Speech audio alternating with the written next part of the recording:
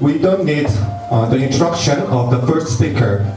Let's give a warm welcome to the first speaker, Vitalik.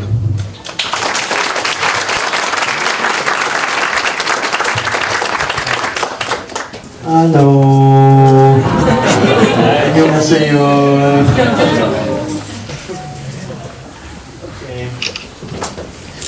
So today, what I'm going to talk about is a new kind of way of using a blockchain that people have started talking about recently. And actually, there have been projects that have been trying to do this for a long time, which is kind of like a layer 2 protocol, but also kind of not like traditional layer 2 protocols like state channels and Plasma. But it's a way of building applications that, and for reasons that I'll explain here, I think is going to become kind of very interesting and more prevalent over time, and could be the right way to build many kinds of applications to make them more performant and more scalable. So to start with some prehistory, right? There's this concept of meta protocols that was popular back during 2013 to 2014, where Mastercoin was probably the biggest and most famous example. But then, and you can also argue that Colored Coins was a meta protocol, their counterparty is a meta protocol. And the idea behind these protocols is that they're all built on top of the Bitcoin blockchain, but they use the Bitcoin blockchain in technical terms as a data store and not as a state execution engine. So what this means is that you can think of the Bitcoin blockchain and any blockchain, including Ethereum as well, as a place to store data. So you can think of it as being data, and you can also think of it as being a protocol that has rules that assign meaning to that data. And so a transaction in the blockchain that has some 200 bytes, you can think of it as just being data, but you can also think about it as being a transaction, sending money from one account to another account that has a signature, the signature needs to be verified, and so on and so forth. So the way these protocols work is that they put transactions onto the Bitcoin blockchain, and these transactions are valid Bitcoin transactions, but the data inside of these transactions is not meant to mean anything to the Bitcoin blockchain itself. It's meant to encode information that's useful and can be interpreted by this other protocol, the Mastercoin protocol. So anyone can run a Mastercoin node, and they would run it alongside a Bitcoin node. And if you want to compute the state of the Mastercoin system, so who has how many Mastercoins, what Mastercoin applications are running, what is the state of the Mastercoin applications, then what your Mastercoin node would do is it would run through all of the transactions in the Bitcoin blockchain, and for every transaction, it would execute some code. And the code would be, check if this transaction has some flag set, some bit that says it is a Mastercoin transaction. If it doesn't, skip over it, and if it does, then run some computation, which is processing the Mastercoin rules. And then you just run this program for every transaction in the Bitcoin blockchain, and that's how you determine what the current state of the Mastercoin system is. So this is interesting because it allows you to you think of a blockchain not as a kind of single monolithic thing that provides this one protocol that everyone needs to use, but as this kind of base layer data infrastructure where you would use the blockchain for data, but the actual meaning of the data is provided by some completely different protocol. So there was two problems with the Mastercoin approach. Like basically the Mastercoin approach, because it was done on Bitcoin, and Bitcoin is a very limited protocol in many ways, it was in some ways kind of too pure. So it tried to just completely have its own state execution framework in a way that was just totally disconnected from the way state execution is done and transaction verification is done in Bitcoin. And so there was no, even though they were sharing data, there was no real kind of two-way connection between the two systems. One of the problems that this led to is that Mastercoin is completely not light client friendly, right? So in the Bitcoin system, because you have transactions, the transactions are checked for validity, and you can use Merkle proofs to check whether or not a transaction was included. You can have this light client that only downloads a very small portion of data in the Bitcoin blockchain, and you can use this to calculate how many Bitcoins you have. With Mastercoin, you cannot do this, right? With Mastercoin, because of how this protocol works, and because the Bitcoin blockchain and Bitcoin miners just don't help you at all in verifying the rules of the Mastercoin protocol, to figure out how many Mastercoins you have, there is no way to get around having to process every single Mastercoin transaction yourself. So this is very unscalable. The other problem is that activity inside of the Mastercoin system could not influence any state or anything outside of the Mastercoin protocol itself.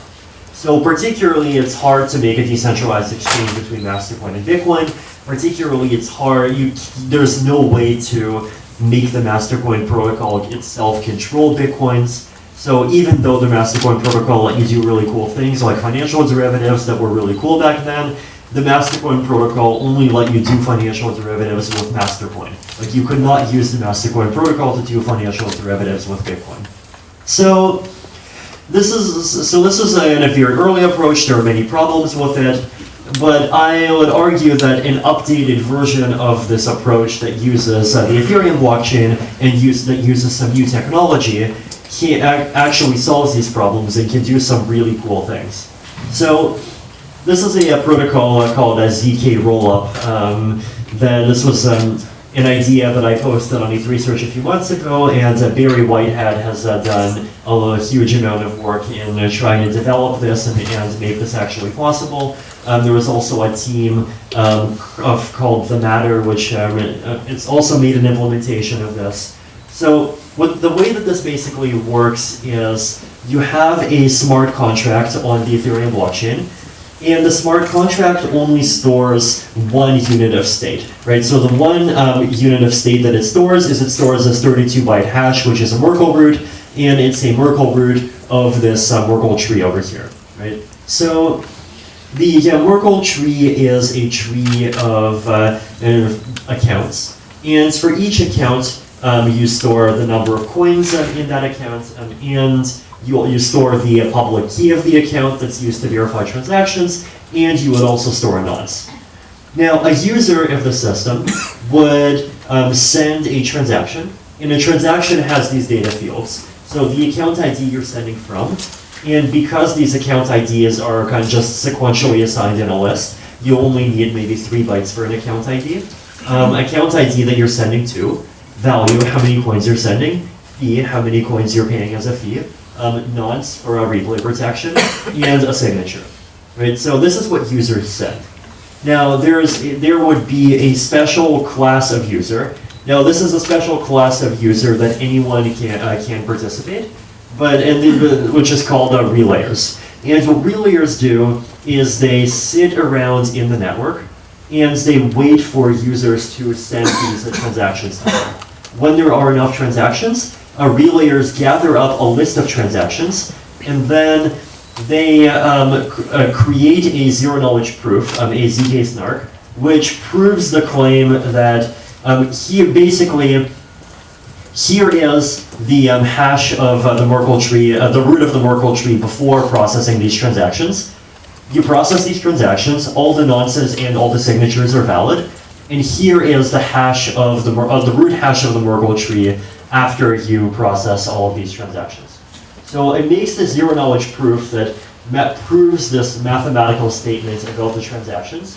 And this proof, once you generate it, can be verified by the blockchain extremely quickly. It can be verified in something like a few 100,000 gas, regardless of how many transactions were included in the proof. Right? So the relayer then publishes a transaction, and the transaction contains the zero-knowledge proof, and it also contains the new post-state root, the new root hash, and it contains for every transaction that was included just 11 bytes. So basically the contents of the transaction, not including the nonce, not including the signature. So the idea here is that you don't include the full transaction, you just include the minimum amount of information that you need to know how the contents of the Merkle tree changed. So you have this minimal set of information, and you have the ZK snark, and the result of this is that the contract verifies the snark, and the contract verifies it against the existing root hash of this Merkle tree. And then if it verifies everything correctly, then it just sets the root hash to be the new value, right? So what have we done here, right? What we've done is we've taken a lot of work that would be normally done by the entire blockchain, right? So normally if you just publish transactions to the blockchain, then all of the nodes on the blockchain would be verifying the signatures, they would be verifying the nonces, and they would have to download all, like possibly 100 bytes of data in the transaction. But here instead, we're going to, the blockchain just has to verify 11 bytes for every transaction, and it has to verify this one very quick proof that basically says, if you apply all of these transactions and you get this new root, then this new root is correct. So why do you need the proof? To prove that these transactions are valid. Why do you need to actually publish the transaction data? The reason there is so that any user in the network can actually calculate the full contents of the tree themselves, because they need that information to themselves either make a withdrawal or themselves become a relayer. Right? Now, in some ways, you might feel like the system is similar to Plasma, and it has some similarities to Plasma. So particularly, it has the similarity that you have some special class of user that is providing these kind of compressed, very compressed pieces of blocks to the blockchain. There's a lot of data which is just stored off-chain, and the contract itself only stores one value. There is this Merkle tree that you can calculate off-chain. So it shares all of those things with Plasma, and so it's very similar, right? But there's a very important difference. And the difference is that because you have this property that these 11 bytes get published to the blockchain, because of that, you have this data availability property, you have this guarantee that if anyone publishes a transaction which updates the root, then everyone in the network still has the ability to reconstruct the entire tree themselves. Right? So in Plasma, we talk about data availability attacks, and data availability attacks are the reason why you need a central operator, why you need a 2-week waiting period, why you need kind of complicated constructions like plasma cash flow and defragmentation. The data availability attacks in Plasma are the big reason behind almost all of its complexity. And so what we have here is we have a protocol where, unlike Plasma, where you have computation off-chain and data off-chain, here you just have computation off-chain and you keep a minimal amount of data on-chain, and by doing so, you just get rid of all of these issues. Right? So this protocol has really nice properties. So first of all, you do not need a central operator. You can have a system where just anyone can come in at any time and be an operator. And be a relayer. So anyone can just come in and make one of these proofs and collect fees. Also, you have a huge amount of efficiency, because for every single transaction, you're only including 11 bytes. And 11 bytes has a cost of, each byte in Ethereum has a cost of 68 gas. 68 times 11 is 748. A normal transaction in Ethereum today has a cost of 21,000 gas. So this is already an improvement of about a factor of 30. Now, the community is actually strongly considering making transaction data even cheaper in the future. And the reason basically is that we've done some analysis of like what's contributing to Ethereum's scalability bottlenecks the most. And the answer right now is Ethereum's basically storage. And it turns out that there's a lot of evidence that transaction data by itself is fairly underpriced. And so it's possible that the 68 per byte might drop to say 15 gas a byte. And if it's 15 gas a byte, then we're down to 165 gas per transaction, which is over 100 times more efficient than transactions just on the Ethereum network, right? So this is definitely a bit less scalable than Plasma, but it is still a large improvement over what you can do right now.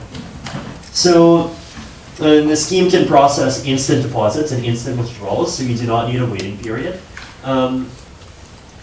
So this has a lot of benefits, right? And you can take this general kind of approach and push it further in a lot of ways. So for example, it doesn't just need to support one token. You can support many tokens. You can do ERC20 transfers inside of this. And if we start talking about ERC20 transfers, then the gas cost drops, instead of dropping from 21,000 to 748, it drops from 50,000 to 748. Or 50,000 to 165.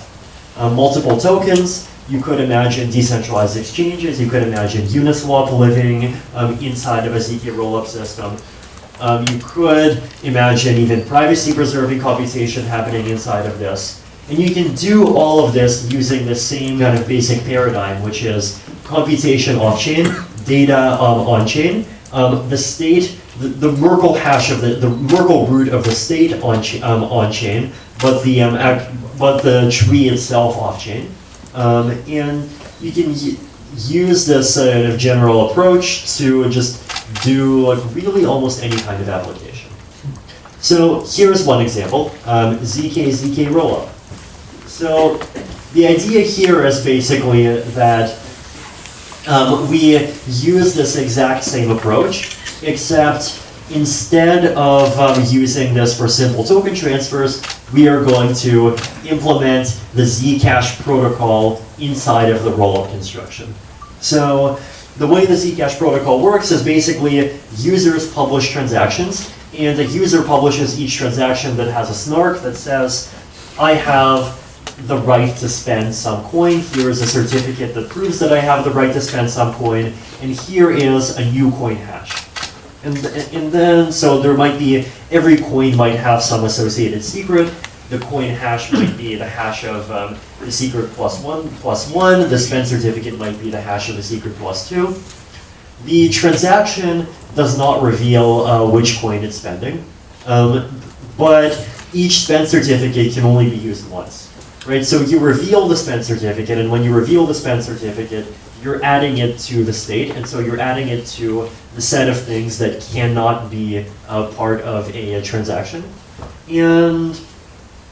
But because you're doing this with zero knowledge proofs, you're not revealing which coin it is that that spend certificate came from.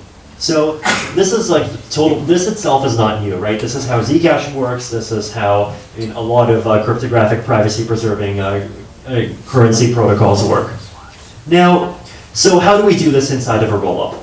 The relayer publishes a receipt, and the receipt contains the spend certificates, 32 bytes, and this is a UTXO system, so 32 bytes times 2, ucoin values 4 bytes times 2, fee 1 byte, and a new hash value. And it turns out even if you have many inputs, you only need 32 bytes because the spend can just provide the Merkle branch to the relayer instead of publishing it all inside of the receipt.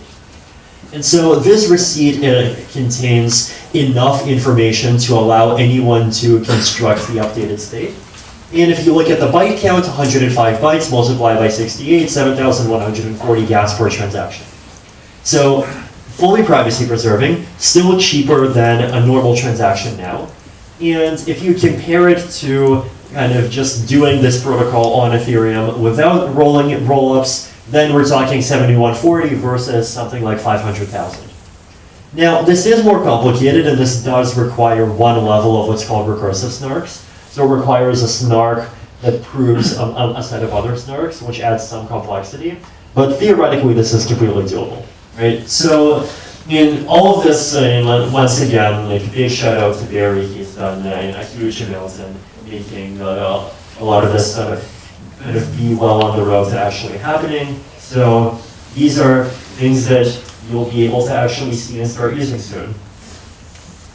So let's talk a bit about Ethereum 2.0, right? So far, everything I talked about can be done on top of Ethereum 1.0, but on Ethereum 2.0, it can be done better. So Beacon Chain Phase 1, right? So people who have been following Ethereum development will probably be familiar with this idea that Ethereum 2.0 is split between 3 phases, where Phase 0 does just proof of stake without sharding, Phase 1 does sharding, but sharding only of data and not of computation, and Phase 2 does kind of full sharding of data and computation.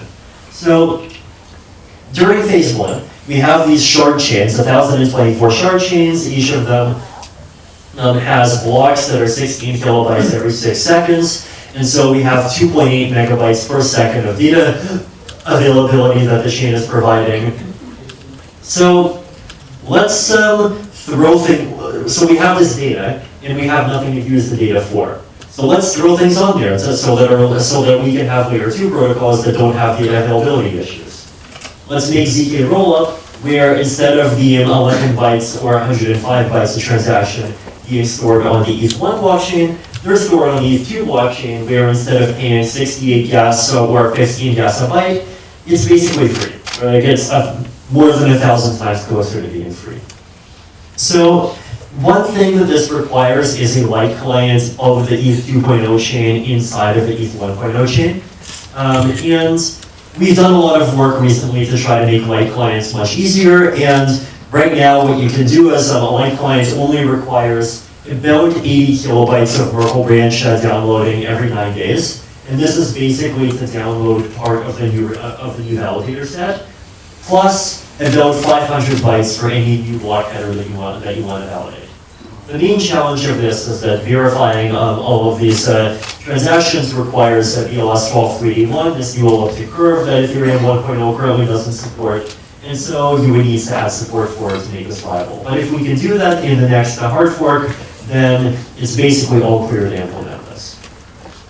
So basically, if you try to look at the scalability of all of this, right, you would have 2.8 megabytes per second of data availability. If we want to even talk about ZK rollup, so this is 105 bytes per transaction. 2.8 million per second divided by 105 gets us to about 25,000 transactions per second, and this is fully privacy preserving. And if you want to just use ZK rollup with only 11 bytes per transaction, then we're talking about 2.8 million divided by 11, which is 250,000 per second.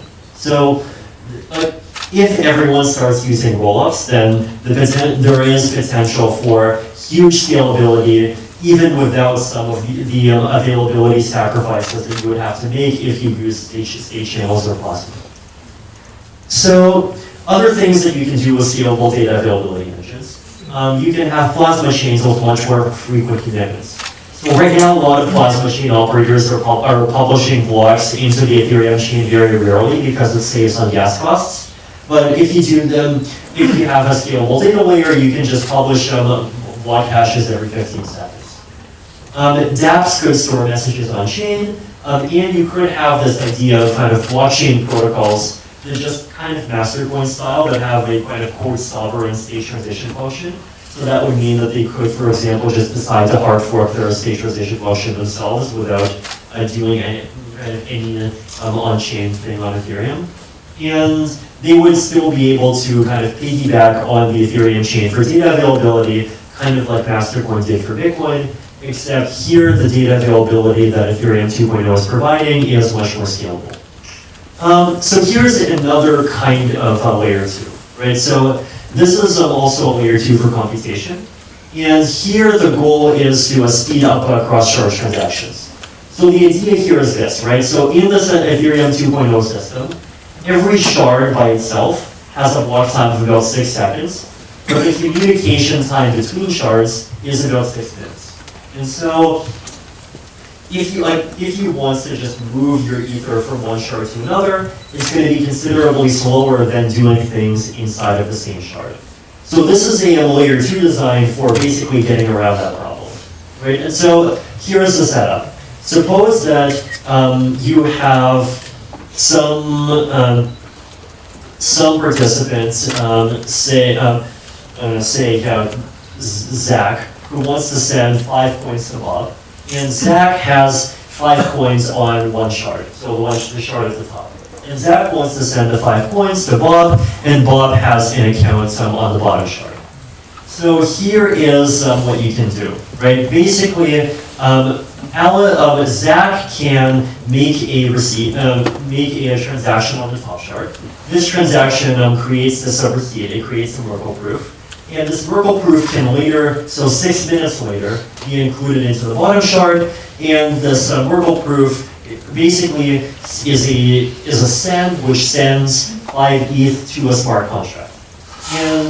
And as part of the arguments, it says that these 5 ETH belong to Bob. So now here's what you can do. First of all, if Bob has a wallet, then Bob's wallet is going to be aware of the top shard and the bottom shard. And so Bob's wallet is going to immediately know, even immediately after this transaction gets made, that in 6 minutes, Bob is going to receive the 5 coins. And so Bob's wallet can show those coins immediately, right? So this is good. But the problem here is that these coins are not yet spendable. But we can make them spendable. So here's what we do, right? Basically, the idea is that you kind of securitize the right to get these coins in the future, and you turn this itself into a token that Bob can then send to someone else, like to Charlie, if he wants to, right? So this is kind of the intuition.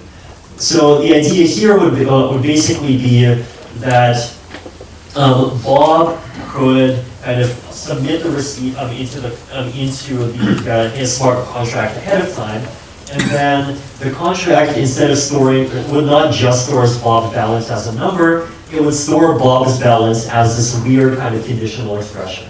It would store the idea that Bob has 25 coins if the Merkle root containing this receipt is correct, and otherwise Bob has 20 coins. And then if Bob wants to just make a transaction saying, I want to send 22 coins to Charlie, then Bob's balance is going to change to 3 coins if R exists, otherwise still 20. And Charlie's balance is going to switch to 52 coins if R is correct, otherwise 30. Okay. So Bob can, basically what you can do from here is that you can just keep on kind of sending these conditional balances, and people's wallets would just privately have opinions about is R the correct Merkle root, were these transactions actually sent? And on the client side, people's wallets can just show, oh, Bob now has a balance of 3 and Charlie now has a balance of 52. And so the system kind of looks like you have instant transactions, but this is all done as a layer 2 on top of a layer 1, which is actually much slower under the hood. But because of this extra layer that you're building on top, people don't even end up needing to see the fact that the layer 1 is slower. So in terms of like other benefits of this, you can do general purpose privacy as a layer 2 protocol. There's a project called Zexy, which is trying to do something like this. So basically, this is an approach that you can use to increase scalability, increase privacy, increase efficiency, and increase functionality that you can do with blockchains in a really large number of ways, in a way that does not require that many properties of the underlying layer 1 blockchain protocol, right? So all that this requires is that the layer 1 has shards that are reasonably fast, and that layer 1 is scalable. And the more scalable the layer 1 is in terms of data, the better. Layer 1 does not need to kind of over-complexify to optimize things. Layer 1 does not need to support synchronous cross-shard payments. It does not need to support very fast cross-shard payments. It doesn't need to really support like super advanced kind of built-in privacy. All of this can be done on layer 2. Layer 2s can kind of upgrade over time, and so there's less need for kind of active governance and active kind of debates about what direction layer 1 should take, because people can just take any direction that they want and button themselves on layer 2. It also means that there's less need for Ethereum to make kind of big further changes after this, So for example, a couple of years ago, we had the plan that Ethereum 3.0 would have an even more powerful and complex version of sharding called super quadratic sharding that would have beacon chains on top of beacon chains. It turns out, I would argue, that we don't even need this. And instead, we can just use the beacon chain design as we've already designed it, but just keep on increasing the shard count. Right, so this is what I call this kind of beacon chain as end of history thesis. Now, obviously end of history arguments are kind of risky to make and sometimes they end up being wrong, but there is a good technical case to be made that once you have scalable data availability, you just can't keep building these protocols on top of it that just keep on providing any functionality that people might want to include and often do it even better and more efficiently. Thank you.